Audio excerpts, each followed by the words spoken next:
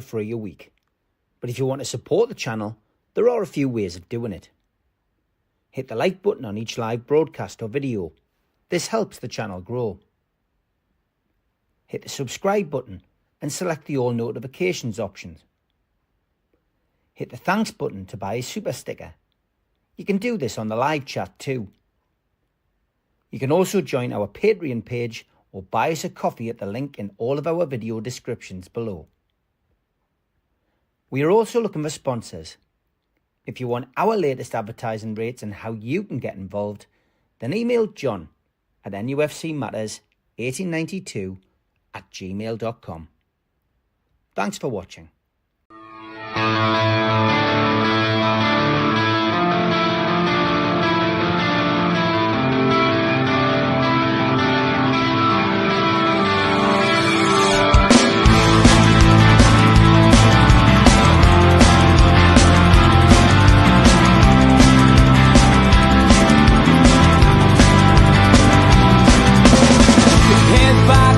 Critics attack. It feels like I've been talking to myself again.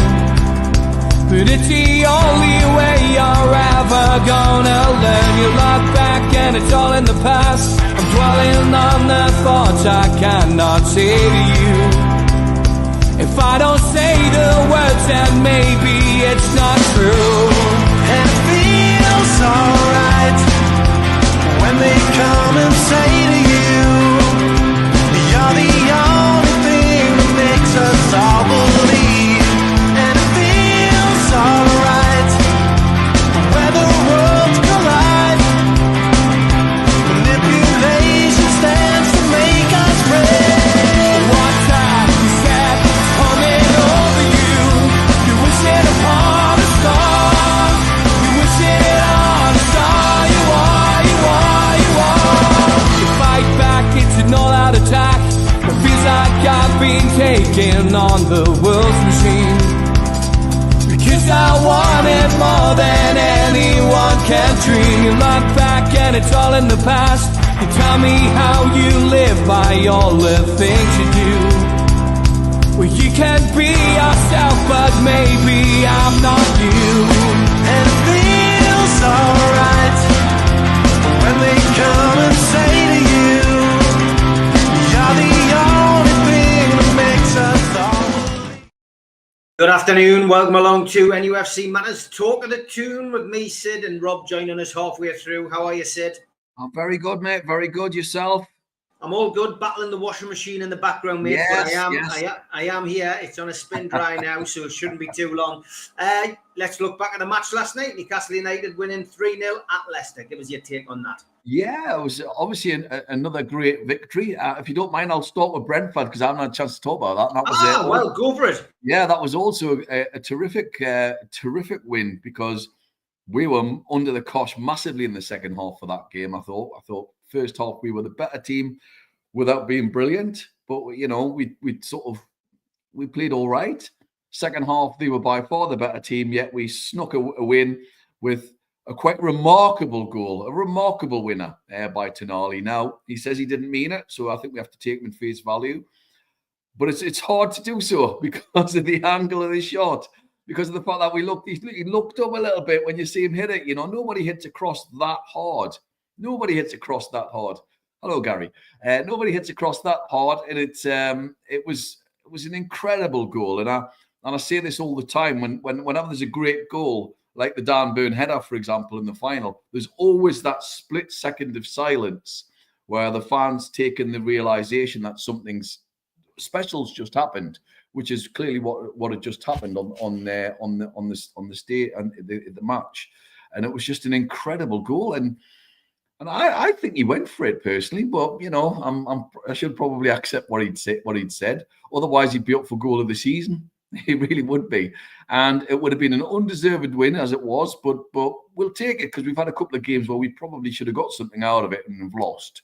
So delighted with that. That was a really hard game, especially after winning the cup, because you worry whether they're going to. Yeah, I agree. I absolutely agree about Humble to a point, but it's I think after the cup final, they could have easily just said, right, well, we're just going to go out there and we'll try hard, but we'll get by. But if not, they've gone for it. They played poorly.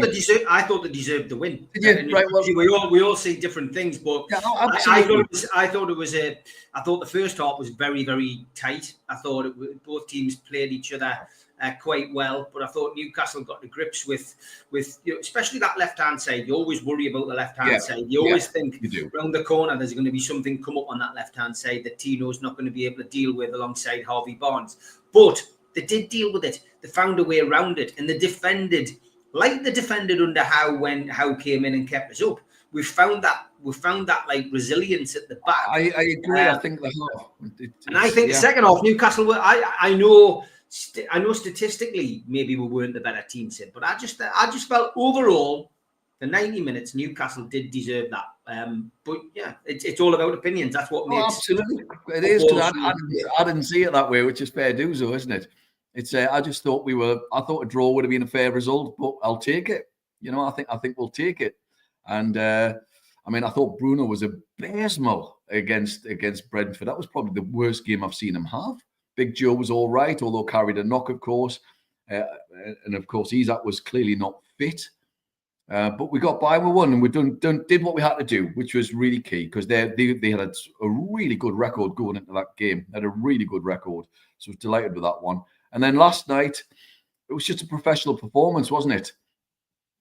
Yeah, as Roger said, against a truly terrible team. They're one of the worst teams I think I've seen in years. And it's weird, isn't it? Because for years, Leicester were our bogey team. And Leicester were, that 2016 team, when they beat us or 16, 17, whatever it was, when they won the league, they were exceptional. They were exceptional at our ground, and they battered us. And they're awful now. They're one of the worst teams they're probably the worst team I've seen this year. I know we've seen Southampton at the bottom, but when we played Southampton at home, they were really, really good. And I think Leicester are worse. I think the managers made them worse than what they were.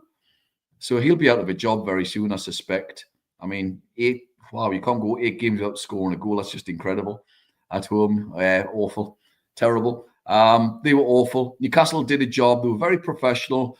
They didn't get out of second or third gear. I don't actually think Newcastle played very well at all, funnily enough. I don't think they played that well, but they didn't have to.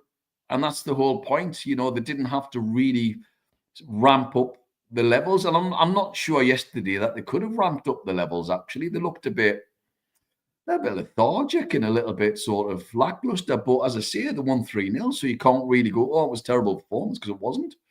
Murphinho with his brace. The first one was a really good goal. I have to say the first goal by Newcastle was terrific down that left-hand side. Barnes and Livramento got a really good understanding. I thought Tino was my man of the match. I thought he was excellent yesterday. I really do. I thought he was terrific. Barnes played well. Should have scored twice, really. Should have scored twice. Nice to hear their fans singing his name as well. He scored a very good goal. I thought the first goal was brilliant. The second goal was mental. When I seen him hitting the shot, I thought, no, what's he doing? And then, of course, it looked like it was going in. I loved Murphy's interview afterwards when he said he basically couldn't trap a bag of cement, was when he was inferring the fact he had I think he said he had something like 20 touches. But actually the finish itself was really clever, because he realized he couldn't control it properly. He just flicked it from the outside of his foot, which was a really tasty finish, despite the lack of skill. But his figures, absolutely magnificent. Murphy's figures this year are superb. And yes, he's got a lot of detractors and a lot of people saying he's not first choice to this, that, and the other. And that might well be the case. But nobody can question the lad's attitude. What he does defensively is brilliant. It absolutely protects our defence. What he does going forward, and his understanding with Isaac is immense. And he's banging goals in as well. He's got a terrific record. He's got a really good record. Yes, he's not Nobby Solano, for example, on the right. But he's a good player. He's a good player. Not a great player, or very good even, but he's a good player. And I think the lad, people should get off his back a little bit, He tries his heart out. He works hard. He's got the numbers. There's not much more you can ask of him. You know what he does? He does the best that he physically can. That's all you can ever ask of anybody, you know. And so fair dues to him. Fair dues to him. Well done to him. I just thought it was a very professional performance. And as I say, I thought our midfield wasn't really great last night, but they were so bad. They were so bad. I mean, the amount of times the ball just kept bouncing off their defenders and coming back to us, or the amount of misplaced passes was just, I don't think I've ever seen so many misplaced passes in one game. It was just remarkable. But can I just make one more comment?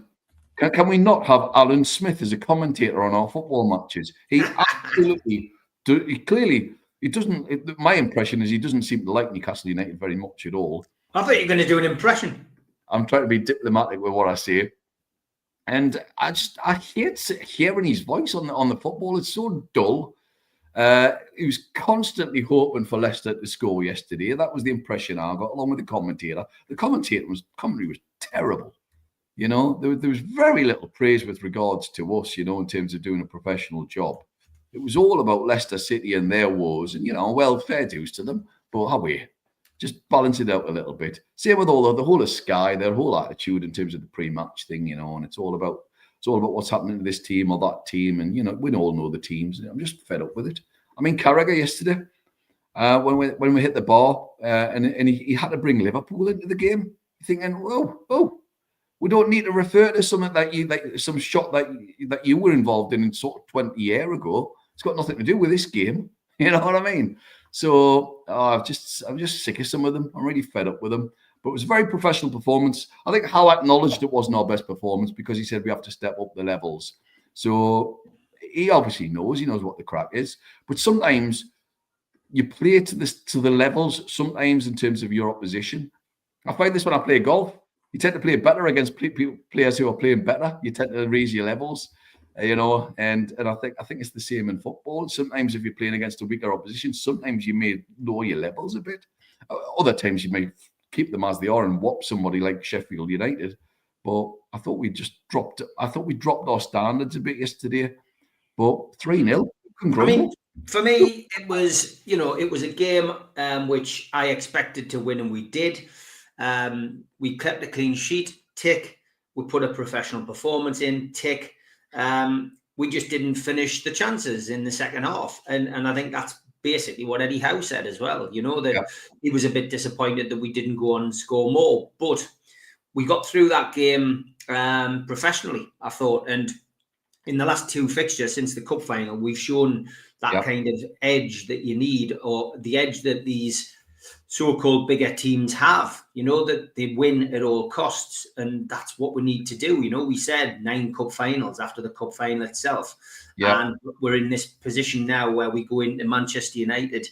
And then we've got 3 games in a week, haven't we, next week? So, you know, this period will be fantastic for us because, you know, we genuinely can see you know, the Champions League is in touching distance and it's in our hands. And as Jacob Murphy said in his interviews afterwards, we don't have to worry about other teams around us. We just have to concentrate on what we're doing. That was what he said in a roundabout way. So I think throwing a contrast into what you were saying about Alan Smith, and yes, I believe he is you know, he usually get him on when he's an ex-player of certain teams, and he shouldn't be commentating when he's got a connection with a team, Arsenal, for example, or you know, or Leicester. You just, I know they try to balance it up in the studio. They had Craig Bellamy in his, and I want to mention Craig Bellamy. I got to know Craig quite well when he was at the club.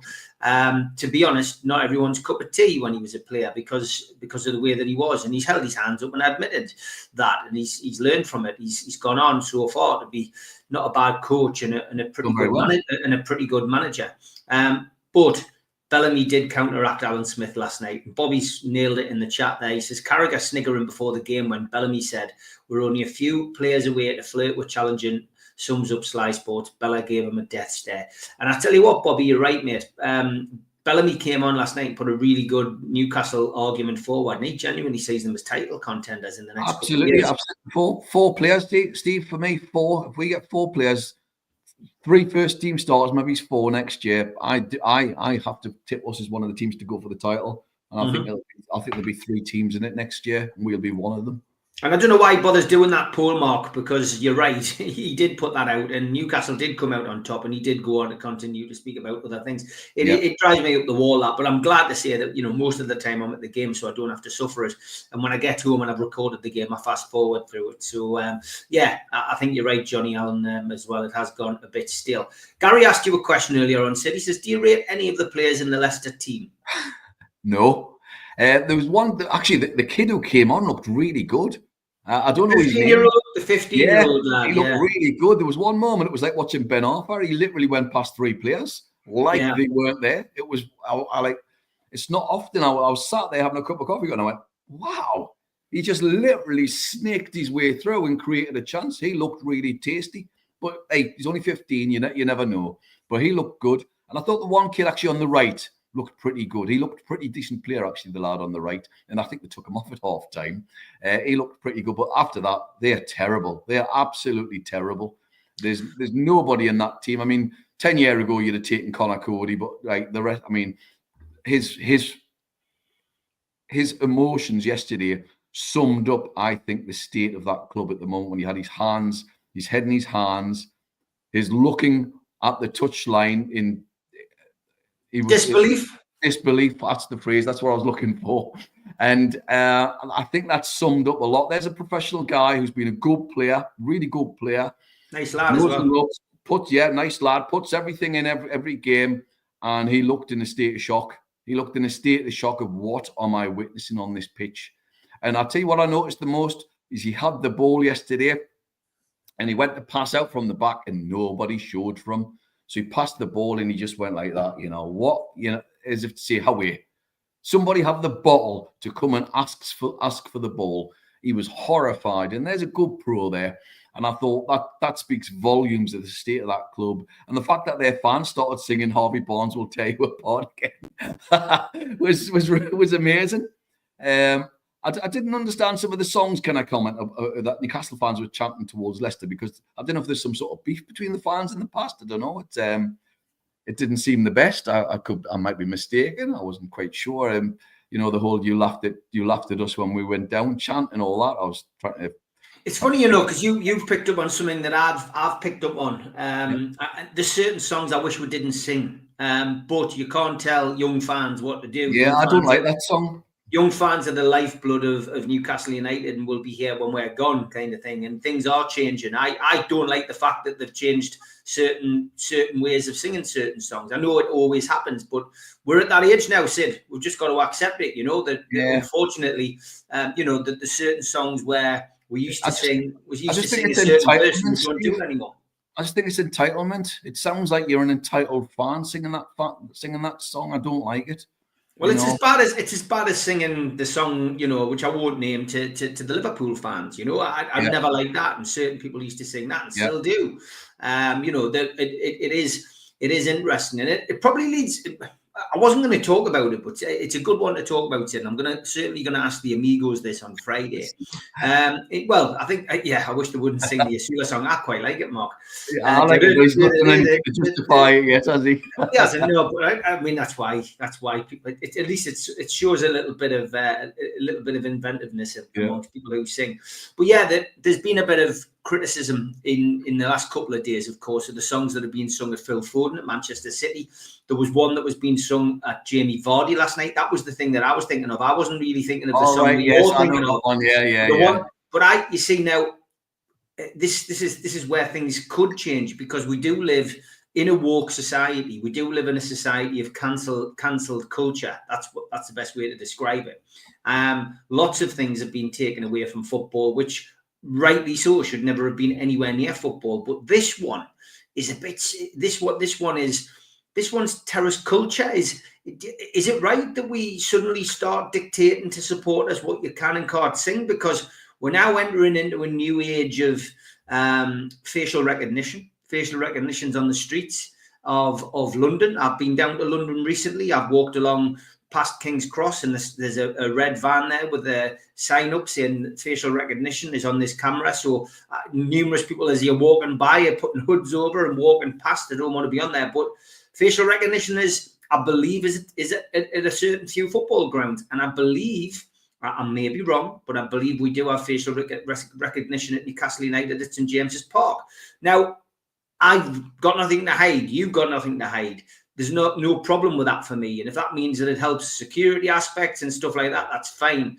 But going all around the houses here to say, if they decide that singing that song to Phil Foden or singing that song to Jamie Vardy is deemed as inappropriate as sexism, racism, whatever you want to call it, people could, possibly lose their season tickets because of that. Is that going to change the face of football altogether and maybe drive a certain age group from football? No, I just don't see it happening. I really don't. I just think it's, most young people are good people. They are, and it's just literally it's just common sense. It's always been about common sense. It's like certain songs I used to love laughing at, like the sit down Pinocchio chant is one of the funniest things I ever heard at the football ground. So sometimes the banter can be really, really funny. And, to be fair, Phil Thompson took it very, very well. But it's there are certain things that are out of line, I think is the polite way of saying it. I mean, I can't talk about facial recognition. I've been stopped and searched a number of times in London many years ago. When if you're brown in the late 90s and you had a flipping rucksack on, or the early 90s, so you had a rucksack on your bag on the tube, you either had a separate tube to all on your own, or I got stopped and searched. I've been stopped. I get it, and I think that's why it's important, Sid. I think that's why it's important, though, because ultimately singing a song about Phil Foden's mother or singing a song about Jamie Vardy's wife, that's generally being accepted as part of football culture. But what I've heard, certainly on Sky and on on Sky last night, was that it's time to start taking a look at this, and that really is that. I don't condone those songs. I wouldn't sing those songs. But is it right to suddenly start? What suddenly becomes a song that's right and wrong? And I mean, Atmosphere is a bad enough of grounds to start with. Yeah, I know it's a dangerous ground, isn't it? It really is. Massively. But, I mean, obviously there are things that you can't sing about, quite rightly so. But I'm just thinking like it's. I mean, in the past you hear some of the songs are mad, but you think you'd never get away with that. But it's it's a straight. I'm sitting on the fence here because I understand. Well, there you go. I think it's one for the amigos, and I think it's certainly. And Mark Byers, you're right. The Meadow song. Remember the Adam Johnson song as well. That Meadow one at all. I don't remember that at all. I'm not going to sing it. I know that. Before somebody gets me banned from St James's Park.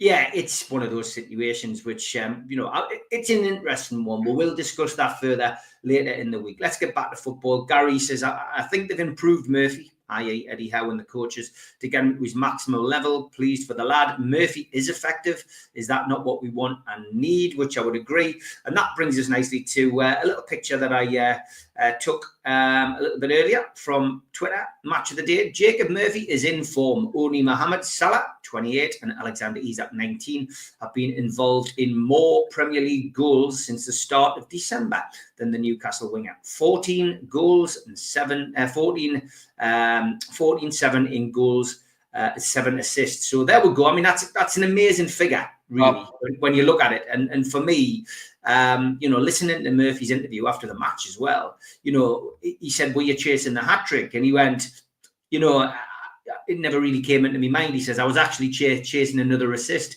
He says, but it's all been part and parcel of being a team player and part of the team. Which is exactly what he is, And,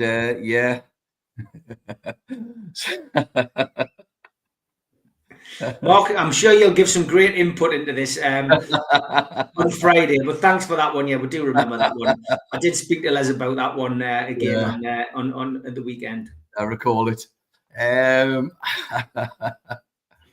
But dear me. But I've lost my train of thought now. What was I going to say? Murphy, yes.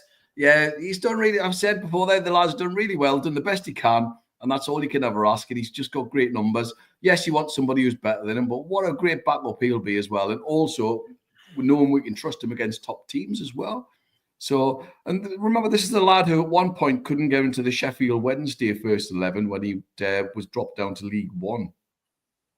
So the step up is remarkable. I think Rafa bought him, didn't he, for about 12 million? Yeah. Yeah, because we looked at both him and his brother at one point, and we bought him, and he's worth every penny. You know, I mean, if we sold him now, even at 30, you'd probably get 25 million back for him. Not that I advocate that we do, because I think he's so good for morale within the camp. Then you certainly wouldn't want to take the whole of that sort of ethos of the team away, you know. And I think he's a big chunk of that. So well done, the kid, brilliant. Yeah, he's part of the players' committee as well, which I didn't know about. I knew obviously Trippier, Dan Burn, Bruno, you know, but I didn't realise Murphy was part of that, and that makes complete sense now. But he's been this has probably been his Joe Linton type of season. I mean, he's contributed since Howe came in, but he did really well last year, though. People forget he did really well last year. Last year he got more goals and assists than Miggy had in his whole career at the club. Exactly, you know? People forget that. So he's had 2 good seasons. Mm-hmm. He's had 2 good seasons. I mean, he can't be that far away. And I know people go, "Shut up, man." He can't be that far away from an England call-up. I mean, obviously he's not on the level of Saka, but when he was out, he could have maybe sneaked into the squad. You know, I couldn't see why not. So we've certainly seen a lot worse picked for England over the years. My God, we've seen some absolute shockers. So why not? Why not? John says Murphy seems to be Isaac's biggest pal. Worth keeping just for that. I think Willock's his best mate, isn't it? I think Willock is Isaac's best mate, isn't he? So yeah, and Chris says if Murphy was offended by fans' comments, he'd never be where he is. He's the perfect example of concentrating on your own game and using criticism as fuel. Fair play to the lad. Yeah, I think that's a very, very valid point. I think it's a very valid point, actually. Yeah, fair dues. Yeah, I mean, him and Sean have had more grief off fans than anybody else, haven't they? You know. But you know what? They can both just throw the medal on the table. Yeah, Mark, you are right as well. Darren, Mr. Negativity from the Fans Forum, was definitely on TalkSport last night. Is he really? He was on his way back from Leicester with Pablo, and he was on TalkSport. I didn't listen to it, Mark. You'll have to give us an overview of what he said, and we can mention that on the show on Monday night when we get him back on. Okay, we are going to have a quick break, and we'll bring Rob in after this. A big thanks to all our sponsors, Skips and Bins. You can find them at their website, skipsandbins.com. Contact them, www.skipsandbins.com/contact. Say hello to low-cost waste disposal with pay-as-you-go and contract waste management. A big thanks to Mr. Vicky's Sauces, handmade in Cumbria. You can find them at their website, mrvickies.co.uk. Email them, info@mrvickies.co.uk, or telephone 01768 210 102. Thanks to our fanzine sponsor, United Group Travel. 3-star plus quality hotels, no interchanges, hot and cold snacks and drinks available on the coach, all excursions included. Their website, www.unitedgrouptravel.com. Email beverly.ugtl@gmail.com. Telephone 01670 632 460 or mobile 0791 666 4174. There are no strangers on our tours, just friends you haven't met yet, and it's just £30 per person deposit. A big thanks to Media Arts for all the technical side of things. You can find them at their website, media-arts.co.uk. And if you listen to us on podcast, you can find us at Sport Social Podcast Network. You can also find us on iTunes, Spotify, and other podcast providers. If you want to help the channel, you can subscribe to the channel. Just hit the subscribe button underneath this video, hit the thumb up, which is the like button, or join the channel. You can also visit our website, nufcmatterspodcast.co.uk, and take out a lifetime membership for £25, which gets you a pen, a badge, a key ring, a beer mat, a fridge magnet, and also your membership card and entry into the monthly draw. There's some Newcastle United events coming up. Friday the 23rd of January sees Chris Waddle and Peter Beardsley at the Tyne Theatre. Tickets available 0844 249 1000 or website tynetheatreandoperahouse.uk. Some summer events to come up as well. An evening with John Beresford takes place at the Crown Plaza on Friday the 25th of July. 7:30 till 10:30. Tickets by hitting that QR code. And NUFC Matters end of season party takes place on the 27th of June. Steve Howie and Steve Watson will be in attendance and will be hosted by Joe Allen at the Tyneside Irish Centre. Tickets available from nufcmatters.co.uk or by going onto Voucher. And we are raising money for Age UK North Tyneside Dementia. On Saturday the 9th of August, Northern Horizon, the Blake 7 convention takes place at the Tyneside Irish Centre. Tickets available from nufcmatters.co.uk. Come along and meet the likes of Jan Chappell, Sally Navette, Brian Croucher and Sasha Mitchell. Don't forget as well, we have limited edition copies of The Entertainers signed by Peter Beardsley and Lee Clark. Available.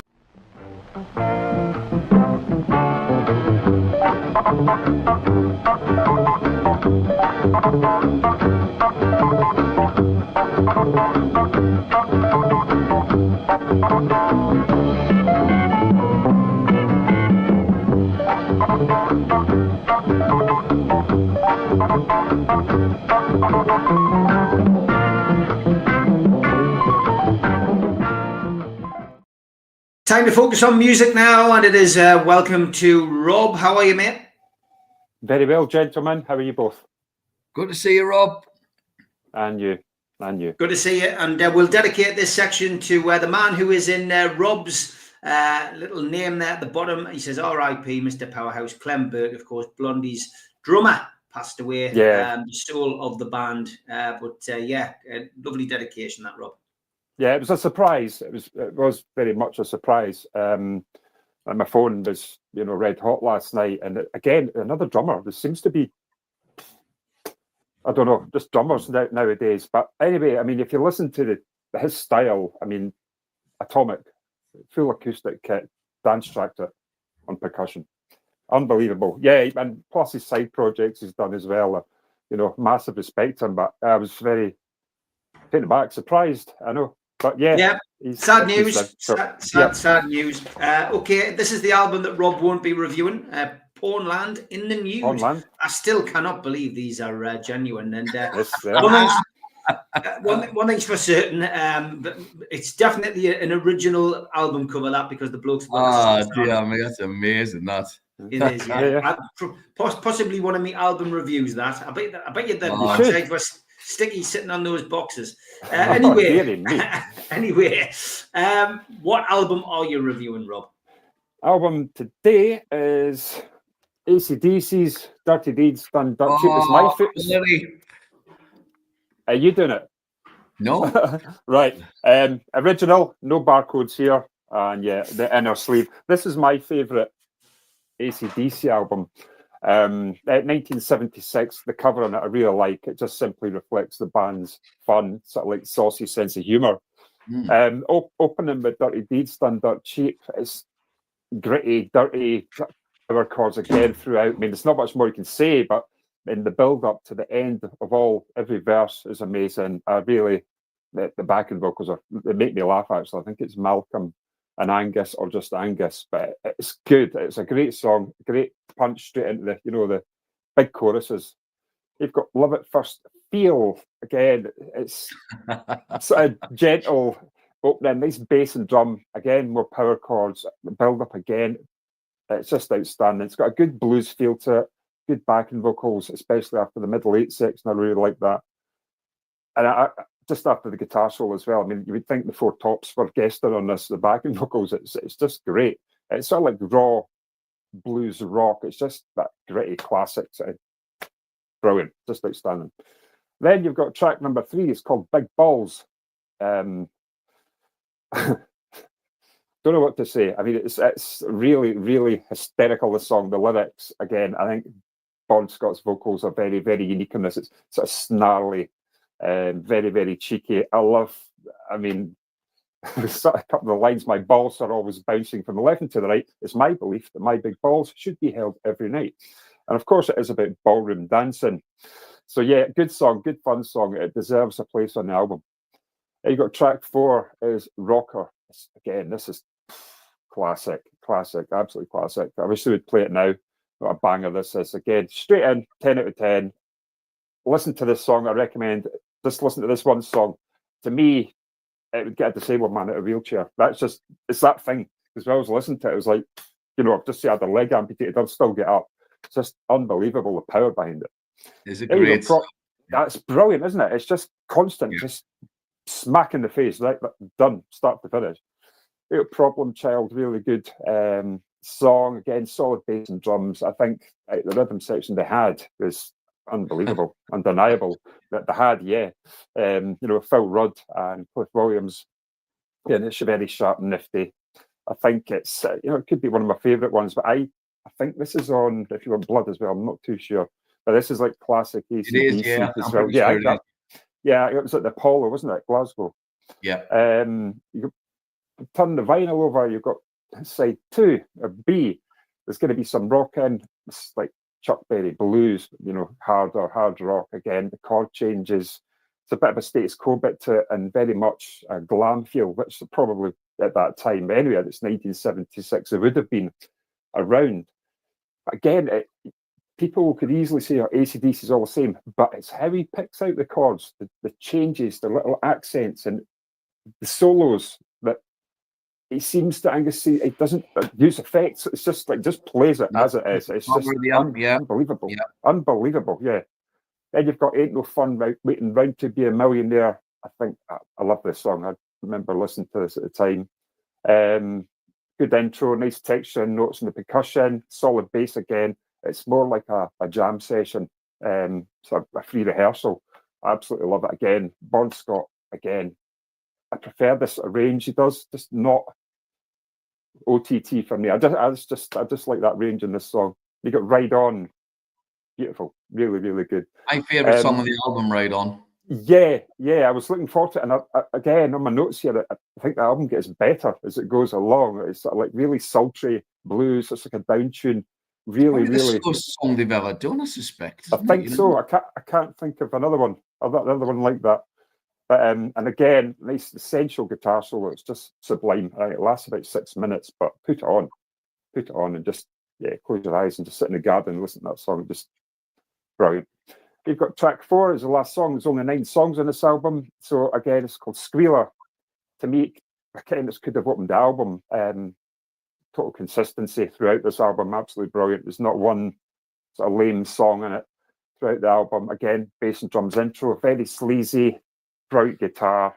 2 minutes 48 seconds. If you find that guitar solo in there, it's absolutely unbelievable. I think that song Squealer is up there with Let There Be Rock. Absolutely love it. So I do remember it, and that was one of those albums before I had my first drum kit. I would sit in my living room and say, I'm going to have a gig, and I would just sit and air drum to that album, side A and side B. Absolutely love it. So it's a 9 out of 10. And before I go, just if anybody could put me some requests in, even any ladies, because I don't think I've had any requests from any ladies out there. And before I hand you over, I would just like to, on Sid's behalf, I would like to send Alan Smith Sid's love, respect. So there you go. Back to you. Great stuff, Rob. Thanks for that. It's one of my favourite albums. That as it's well. A great album. It's a great album, and because I did Power Age recently, didn't I? And them and Motorhead were the only 2 of the sort of metal-y bands where all the punks liked them as well, weren't they? They had that sort of crossover in terms of the crowds. Yeah. So my review, quite obviously, today I've gone with Parallel Lines, Blondie, for obvious reasons. I mean, it's first of all, of course, it's a brilliant album. But just talk about Clem Burke for a second in terms of what a great drummer he was. He was a powerhouse type drummer. He was always like metronomic with a flourish of speed at different times, is the way I would describe him. He's almost like, if you think about like Hank Marvin or Brian May, they've all got their guitar sounds. You know straight away that it's Clem Burke off the drums. I mean, the intro, for example, to a number of their songs, like Dreamin', or Call Me, straight away that it's him. He's got a certain sound. He's just a great, great drummer. So what a miss. I mean, I've seen him on numerous occasions with Blondie, which I'll talk about in a minute. But this album, it's just brilliant. It's the classic lineup. Jimmy Destry on keyboards, who's almost like the secret weapon. Frank Infante on guitar, superb. Chris Tyne, Debbie Harry's partner at the time as well. Great guitarist and songwriter. Nigel Harrison on bass, who was British. All the rest were American. Clem Burke, of course, and then Debbie Harry. Well, I mean, what a band. What a lineup. Debbie Harry. Come on. One for the dads. It just kicks off brilliantly with Hanging on the Telephone, which is the Nerves cover, which, let's be honest, nobody'd heard of the Nerves. And they took it and made it their own. It's an incredible album starter. It really is brilliant. One Way or Another, which wasn't released in this country as a single, but in America it was. And of course, a huge hit for One Direction many years later, which re-brought the band back to popularity, bizarrely. My daughter was a huge One Direction fan when she was younger. And it's a great song. I always loved the Muppets version that she did. I thought it was fantastic. Picture this, just perfect pop. It really is. Fade Away and Radiate is an absolutely sublime song. I love it. Chris Stein wrote it. It features Robert Fripp, who's one of my favorite guitar players, who just adds this Ebo or Fripptronics, I think he called it, on the guitar on the album. It's beautiful texture. It's almost Roxy Music-esque in terms of the sound on it. It's just brilliant. What a song that is. Pretty Baby, just perfect bubblegum pop, which is what Blondie were. Bubblegum pop, power pop, punky pop, if you like. Brilliant. I Know But I Don't Know, written by Frank Infante, which is really odd but brilliant. It's really quirky. It's got a real New York feel to it. It's just superb. 11:59 again, another great, brilliant song by Jimmy Destry. Class, again, a real sense of urgency to it. The next song, Will Anything Happen, written by Jack Lee, the same guy who wrote Hanging on the Telephone. Again, just a terrific song. Next, Sunday Girl, which got the #1 in the UK. One of 6 #1s Blondie had, which is quite remarkable, because in those days you had to sell a lot of records to get the #1. Yeah. Brilliant. And of course, she sings in French at some point on it. Heart of Glass, I remember my dad bought that for us as a single and brought it home, and we literally wore the vinyl out on it. And it was a bit embarrassing because I was into punk at the time, so this disco-y sort of record is a bit embarrassing, but I loved it. It's perfect. It's perfect now as an adult, of course. I'm Gonna Love You Too is a Buddy Holly song, but punkified. I don't even know if that's a word. And then finally, Just Go Away, just a great song to finish with. It's a great ending. Seen Blondie a couple of times, well, 3 times actually, and they were excellent on each occasion, but the City Hall was amazing. And they were just, Clem Burke was on fire that night. They were very punky. I remember Debbie Harry saying how much she used to love walking up and down Northumberland Street and going shopping there. So, yeah, what a band. What an album. Everybody had this. It got the #1 in the UK as an album as well. They were bizarrely from New York, yet really adopted more in Britain than they were even in America, which is remarkable. But, yeah, great band, great drummer, and the most attractive woman possibly of all time. There you have it. Hopefully my wife's not watching. But yeah, next, that's brilliant. Well done. And what a loss Clem is going to be. But finally, film, I thought I'd go along the sort of mod route, because Clem Burke had a real mod aspect to him. He was massively into The Who, and the Beatles were his favourite band. He had that real cool look. So I've gone with the obvious film, and I've gone with Quadrophenia, which I haven't watched for years, to be perfectly honest, but it is a great film. It's one of those sort of rites of passage films. Made in 1979. I remember watching it when I was a kid, when it first came out. It sort of brought in the 1979 mod revival as well, of course, which sort of kicked off around at that time. Based on the great Who album of 1973, which I've said before is in my top 3 albums of all time, about the character Jimmy. And it's Townsend says it on the front there, really. It's the idea of being young, stupid, beautiful, and as well, and the stupid mistakes that you do, and all that, and but also that sense of belonging that you want as a younger person. Yeah. It's when you're older that you sort of separate yourself from and go, no, I want to be my own person. But when you're younger, you want that sense of belonging, and I think Townsend encapsulates it perfectly. So, of course, the film was written by Townsend alongside Frank Rodham, as everybody knows, who helped co-write was involved in sort of the production, of Auf Wiedersehen, Pet. Based in 1964, Jimmy Cooper, played by Phil Daniels, impeccably, I have to say. It was just remarkable. And it highlights his life. Of course, it involves all the things going on in 64 in terms of the politics, the battle of the mods and the rockers. It involves love issues. It involves the idea of being sort of, belonging to a group of people and then being disillusioned by it all and having all your dreams shattered. It's remarkable. It also, I love the fact that the film starts at the end with Jimmy just walking away, having driven his scooter off the edge of a cliff. And people often forget that. The cast's brilliant. Phil Daniels, Leslie Ash. Poya was superb. Phil Daniels, Mark Wingett, Sting, Ray Winston. I mean, it's a classic. It's a really great cast. It really is. Yeah. John Lydon, of course, famously got turned down to play the role of Jimmy. He did. He was almost up for it at that point, but they went rightly with Phil Daniels. It's a great film. It's a rite of passage film. It really is. I think it's remarkable. The Who soundtrack's incredible. At the end, Keith Moon's drumming coming in with "I've Had Enough," and then the theme of "Love Reign Over Me" coming in. Oh, it genuinely brings tears to your eyes. It really does. It's a great film. So there we go. That's my film of the week. And don't forget as well, Quadrophenia 2 was called To Be Someone, and a certain Steve Wraith's in that. You'll be able to watch that. They weren't allowed to call it Quadrophenia 2, but you will see that most of the regular cast from Quadrophenia are in that one. To Be Someone on Amazon and other streaming services, give it a watch. It is based on the same characters. Leslie Ash is in it. Quite a few other people are in that film. So give it a watch. Mark Wingett, just to name a couple. As you know, I am also doing my own music challenge. I'm listening to an album a day. So I did listen to Blondie actually today, so I'll do it in reverse order. And I listened to the same album, and look, it's a great album. That really, really is. For me, I just love all the classics on there. Hanging on a Telephone is one of my favorites. Picture This and Sunday Girl.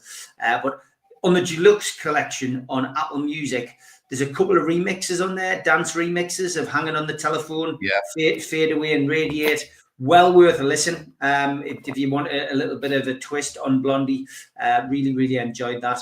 I didn't know what to expect with an classic album. Well, I've never listened to I've listened to ABBA's best of and stuff like that, but Money, Money, Money, Dancing Queen, Knowing Me, Knowing You, are on this particular album. But I love that. Now, Sid does often drop us a text every now and then and say, Steve, why don't you listen to this one with your album challenge? And Rob does the same. So I never given a thought about listening to Eurythmics. Really did like it. Be Yourself Tonight, a lovely little album. Top 3 tracks, all well known. Would I Lie to You? There Must Be an Angel, Playing With My Heart. And Sisters Are Doing It For Themselves. But that's a really good album. It's just an easy listening album. You can listen to it again and again. I love Annie Lennox's voice. Of course, Clem Burke was the live drummer for the Eurythmics as well, and he features in a couple of their albums. But that's really, really good. Good album. Madonna, I thought I'd listen to everything, but I hadn't listened to this one, Madam X, and I am a Madonna fan. Very different direction for Madge, this one. Top 3 tracks on here. God Control, Killers Who Are Partying, great title. And I Don't Search, I Find, which I enjoyed. This was a recommendation from somebody on the show, and I can't remember who it was. Somebody in the chat suggested Metallica and Master of Puppets. I listened to this twice, back to back, before I decided to review my best 3. Battery, the opening track, really liked it. Orion, little instrumental, which is quite good. And Welcome Home, Sanitarium were my 3 favourite tracks on that one. Supergrass, again, another one which I've heard the odd track of here and there.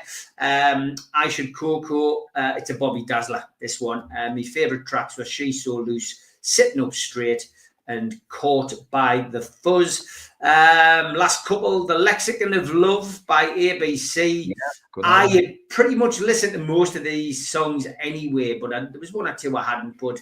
Some old school faves on here, like Poison Arrow. Valentine's Day, I can't say I'd listened to that before. I did like that. And Forever Together. And the last one is this one. I did like the album cover of this one. Quite a strange little one. The Pixies, and it's Doolittle. My top 3 tracks on here were Debaser, I Bleed, and Mr. Greaves. So there you go. That is my album review. We've had a few suggestions in the chat, Rob. I have sent them. You've probably written them down, but I've taken the liberty of copying them and sticking them over on WhatsApp on there. So Erasure the Innocence from Mark Byers. And then 2 ladies in the chat. Thank you to our Trinker, Depeche Mode, and Violator, and Les Stilton, of course. Another lady in the chat wants Ian Jury and the Blockheads. So good live at the Ahoy in Rotterdam. So there you go. I've sent them over to you, mate, and hopefully over the next few weeks you'll be able to review those. And don't forget as well, if you want to leave a message for Rob, leave it in the comments on the video once we finish the live, and he will pick them up in there. But Rob, thanks very much as always. Great to have you on, and look forward to seeing you next week, pal. Okay, thanks, gentlemen. Bye-bye. Take care, Rob. Great to have him on. I love Ian During the Blockhead. The first album features in my top. I think we picked the top 20 debut albums, and it's. I think I picked it at number 3.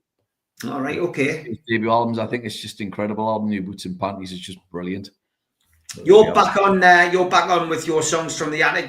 What have you done? We haven't mentioned it for a few weeks. I've got 2 shows coming out. I need to mix. One I've actually recorded. The other one I'm recording the next day or so. But I've done Steely Dan for Jimmy Moore. So when I get round to mixing, because it takes ages to edit, it's such a pain. I wish it was just like this, but it's not. I have to edit it. So the Steely Dan one will be out soon, and then Iron Maiden. So a little bit of a contrast. They're the 2. Superb. Okay, Newcastle United take on Manchester United in a Premier League game this coming Sunday. It is a 4:30 kickoff, and it is live on Sky Sports. Sven Botman, Lewis Hall, and Jamal Lascelles are all unavailable. Anthony Gordon is yet to recommence training since pulling out of the England squad last month, and Joe Willock won't be allowed to feature in accordance with concussion protocols. We also have Is it 7 days, is it? Yeah, and we also have a little question mark over Tino Livramento, who gingerly walked through the press zone last night. The last person to gingerly walk through the press zone after having an injury was Lewis Hall, and of course we all know what happened to him. Let's hope it's not too serious with Tino Livramento. The suspensions tightrope is still being walked by Joe Linton and Dan Burn. Joe Linton needs to avoid a booking in the next 2 games in order to evade a ban, whilst Blythe's favourite son, meanwhile, will miss out on a similar punishment, assuming that he doesn't pick up yellow cards in both of Newcastle's next 2 fixtures. Can't afford to lose them, Steve. We can't know. Manchester United team news will follow in later shows this week. Ahead of their visit to Tyneside, Ruben Amorim's side are away to Lyon in the first leg of their Europa League quarter-final tie on Thursday. That's got to be good news for us. They've taken 17 Premier League points from a possible 45 away from Old Trafford this season, but they've conceded just 16 goals. Do they just have to get through the next game? Because I'm sure it's the last 8 games that then you find. I think it's 32 games.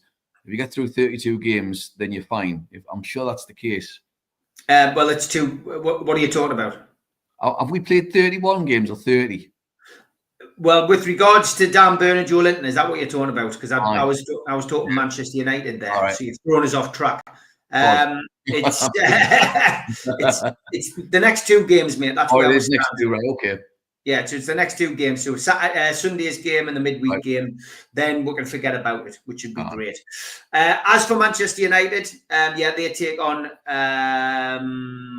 Ruben Amorim's side, Lyon, in the first leg of their Europa League quarter-final tie on Thursday.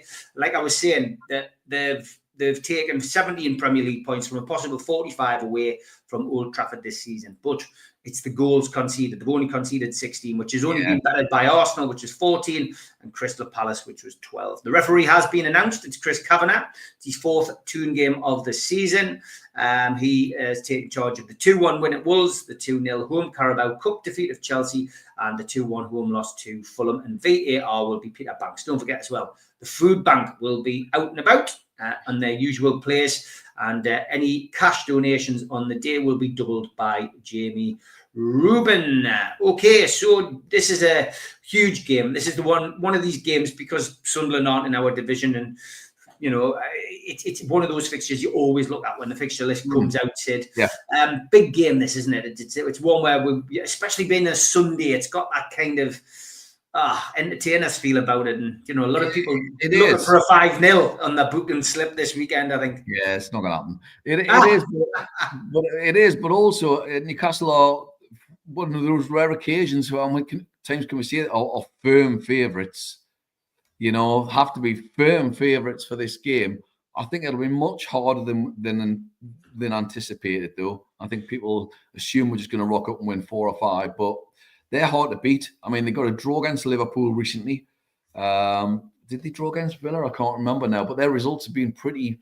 City they got a draw against, been pretty solid in terms of getting 1-1s, 0-0s. I mean, they're really boring. They're an awful team to watch. I'd hate to have to watch that week in, week out at the minute. It's terrible. I've not seen any improvement under the new manager for them at all. I don't get, yes, they might have technically got slightly tighter at the back, but that's to the expense of actually scoring any goals. They seem to have nothing going up front. I'm sorry, but the kid they bought from Denmark is just rubbish. All these people going, oh, he'll come good. I'm sorry, he's awful. He's awful. So they've got nothing for me, nothing going up front. If they do get a goal, it'll be more likely to be Fernandes scoring either a worldie or some sort of deflection or something. But I don't see goals coming from anywhere else on their team. I just think they're a terrible team. I'm hoping they remain exactly where they are at the end of the season and win nothing. Long may it continue. But I think it's a real tough one because I didn't want to go for a draw, whether just to edge it. I'm going to go for just to edge it. And I think it's going to be dead tight, and I'm going to go for 1-0. A 1-0 win? 1-0. Wow. I mean, I thought we battered them at their ground. And their ground, the first half, that should have been 5-0 by 30 minutes. It should have been 5-0, and we beat them 2-0. And then after that, we changed things and tightened up. And I think they're just going to come here, hit a low block, and just try and hold on and try and scrape a draw. I really see them trying to do that. Boring, dull football.